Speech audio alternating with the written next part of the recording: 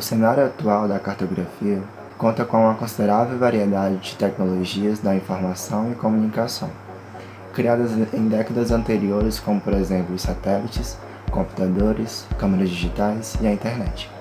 Isso tudo vem inovando a cartografia por meio das formas de coleta e processamento de dados inerentes ao espaço geográfico, contribuindo com mapas mais precisos.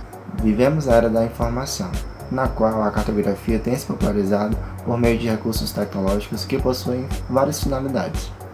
São os equipamentos fotogramétricos, as imagens captadas por satélites, os mapas digitais, o sistema de posicionamento global e os sistemas de informações geográficas.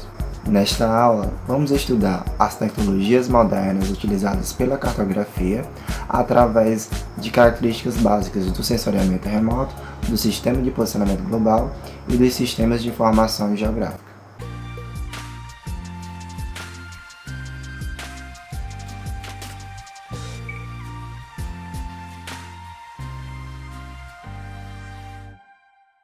Você já precisou utilizar o Google Maps para se localizar ou localizar algum endereço? Se sim, você é testemunha dos avanços tecnológicos envolvendo a cartografia. Programas como o Google Maps e o Google Earth tornam possível fazer observações da superfície da Terra desde escalas pequenas, pouco detalhadas, até escalas grandes, ricas em detalhes, com um simples ajuste de zoom. Quando pensamos nos nossos sensores, são visão, olfato, paladar e etc. No caso do sensoriamento remoto, é o imageamento remoto feito à distância, basicamente por satélites, fotografias feitas por aviões ou drones, o que a gente vai chamar de aerofotografias, e os radares, ou às vezes os sonares. Esses equipamentos possuem sensores que captam a radiação eletromagnética. Os sensores podem ser ativos ou passivos.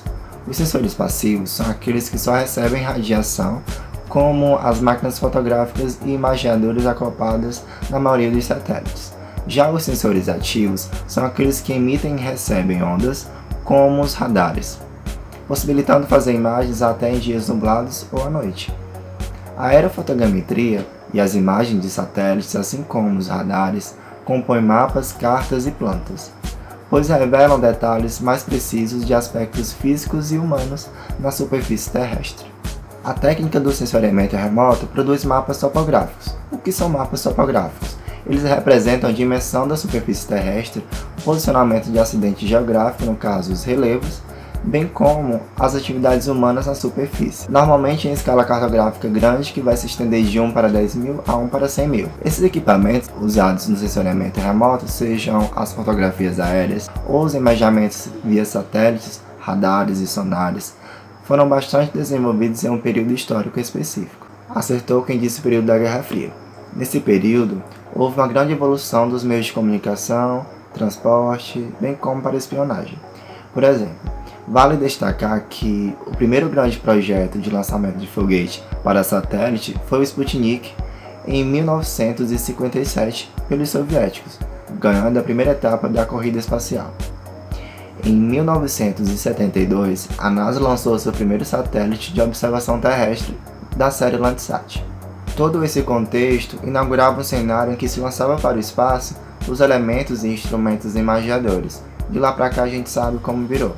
Hoje nós temos uma gama quase infinita de imaginamentos de superfícies, sejam por satélites orbitais, sejam por satélites imagiadores, satélites de comunicação, e aí vai em diversas aplicações.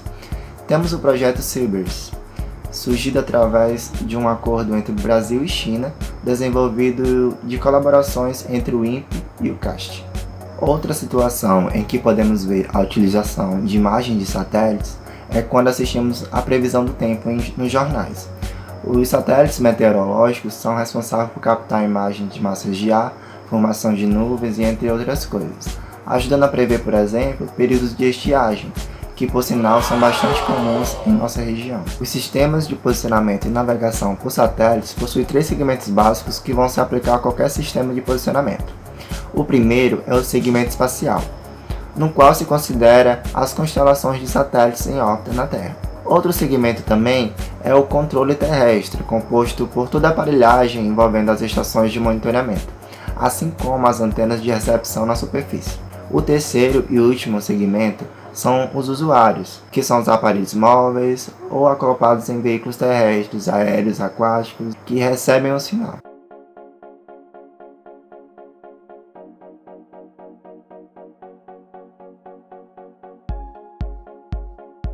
O GPS é um sistema de posicionamento e navegação por satélite pioneiro. Começou a ser desenvolvido pelos Estados Unidos em 1973 e em 1995 já estava funcionando plenamente. Até 2015, o GPS tinha em órbita 31 satélites. Já o GLONASS começou a ser desenvolvido em 1976, ainda na época da União Soviética. Porém, com a profunda crise pela qual a Rússia passou nos anos 90, o sistema ficou um pouco paralisado. Quando que somente nos anos 2000, a Agência Espacial da Rússia retomou os investimentos no programa e lançando novos satélites. Somente em 2011 o sistema passou a operacionar plenamente. Dados também de 2015 revelam que esse sistema possuía cerca de 28 satélites em órbita. Diferentemente do GPS e do GLONASS, que foram criados inicialmente para fins militares, o Galileu, por exemplo, é um sistema de posicionamento e navegação por satélite da União Europeia, criado para fins civis, ou seja, para a sociedade. Já o Beidou é um sistema chinês que foi construído de modo muito rápido se comparado ao Galileu, possuindo em torno de 20 satélites em órbita. Esses sistemas possuem grande potencial estratégico militar, como por exemplo na guerra do Afeganistão e do Golfo, sobretudo em casos de alvos fixos ou móveis, que puderam ser localizados com grande precisão. Também se aplica isso aos drones e aos mísseis teleguiados lançados por aviões ou embarcações de guerra, orientados por sistema de posicionamento. Além disso, também são atribuídos usos civis ao GPS e ao GLONASS, para auxílio em atividades como agricultura precisa, além de estar presente em boa parte dos automóveis, assim como aplicativos de navegação, auxiliando na circulação e locomoção, na complicada rede de ruas e avenidas de grandes cidades, ou até mesmo quando você e sua amiga ou amigo vão sair, mas não sabem como chegar no destino.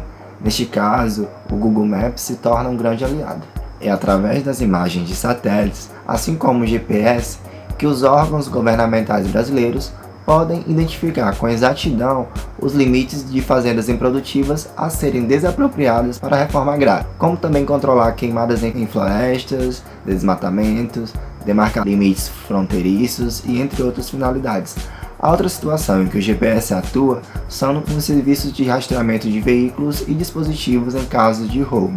Os SIGs são compostos por uma série de equipamentos de hardwares e softwares, como por exemplo o ArcGIS, o GVSIG, o Spring, desenvolvido pelo Instituto Nacional de Pesquisas Espaciais. Esses softwares gerenciam as geoinformações capturadas através dos instrumentos já mencionados. Dentro desses softwares, podemos coletar dados tabulares, dados digitais, dados sensores e etc. Todos esses dados, georreferenciados com o GPS, apresentando latitude e longitude, dentro de um sistema de informação, podem ser transformados em relatórios, em mapas digitais, estatísticas e possibilitam comparações e correlações de aspectos diversos. Podemos conseguir esses dados em sites como o do IBGE, o do INPE e do IPES, que nos auxiliam em pesquisas e estudos nessa área. Esses estudos subsidiam ações importantes, como planejamento de investimentos em obras públicas, por exemplo.